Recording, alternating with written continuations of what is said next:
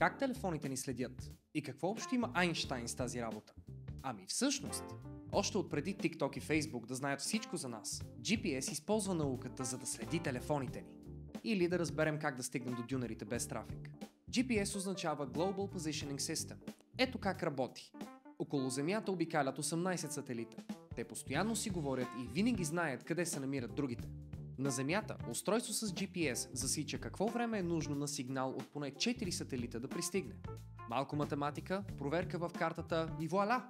Най-добрите дюнери са в младост.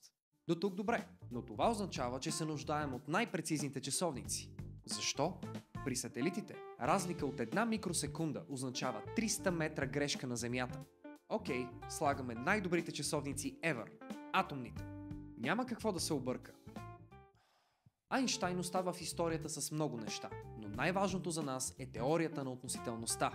И понеже си няма работа, той не се спира с само една. Това са така наречените специална и обща теория на относителността. Накратко, според специалната, движещите се часовници тиктакат по-бавно. За нас. Нещо неясно? С нашите партньори от Уча се може да разберете повече за това и много други. Вземете годишен абонамент за Уча се и използвайте кода Ами всъщност, за да получите първия месец напълно безплатно. Така помагате и на нас, защото този страхотен контент си иска време.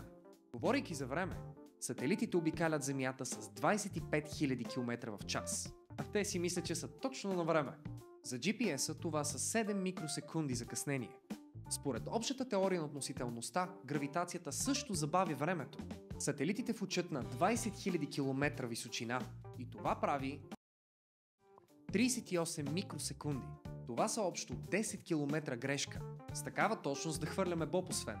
Учените трябва да отчитат тези ефекти, за да превърнат 10 км в 15 метра. Теориите на Айнщайн не са просто упражнения по смятане. Технологията ни днес се крепи на тяхната валидност. Затова преди да попитате, господине, това за какво ми е?